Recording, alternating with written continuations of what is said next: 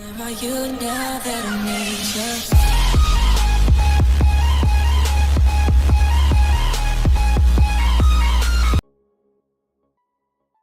you? Land Rover Range Rover Evoque review. The formula for the Range Rover Evoque seems so obvious now. Make a car that has all the desirability of a Range Rover, with a beautiful interior and the styling turned up to 11, yet at a more affordable price. It was not so clear-cut at the start, given that the concept version that preceded the Evoque was called Land Rover LRX. But when it arrived it all made sense. The Evoque offered as a 5-door, a striking 3-door whose looks befit its coupe, or as a convertible is an SUV right at the premium end of the compact 4x4 market. It is powered by turbocharged 4-cylinder engines and, at the bottom of the range, runs with a price of just over $30K. The meat of the range is closer to $40K while the convertibles start nearer the $50K mark. Front drive is available, so, too, are manual gearboxes, a petrol engine and a host of trim, styling and refinement features aching to take the price of a Range Rover Evoque towards $50K. To find out if it is worth that or any kind of money is our purpose. A car styling often merits no more than a few cursory mentions in our road test,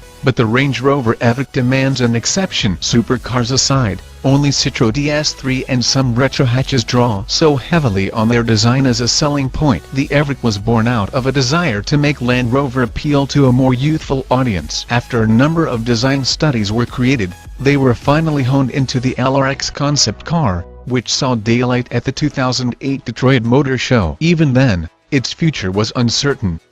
Part or all of it could have become a premium Land Rover, or it could have been left as a show car. In the end, the whole design was adopted and given the Range Rover moniker. The Evoque is, as much as possible, the LRX in production form. Land Rover is coy about having the two cars' concept and reality photographed together, lest the production version look lit by comparison. Little chance of that, we have thought to our eyes. The Evoque is a brilliantly successful interpretation of how relevant, approachable and striking a contemporary 4x4 can look. Have you ever seen an SUV with slimmer side and rear windows and a one-gear waistline? Nor have we. The Evoque brings new dynamism and sparkle to the Range Rover mark inside. The dials add new bling to the dashboard, and the center console throughout Land Rover history as upright as the car nose rakes steeply down towards the transmission tunnel. There rests the rotary gear lever dial, born in a Jaguar but fast becoming a feature of all automatic JLR cars, and surrounded by more neatly designed,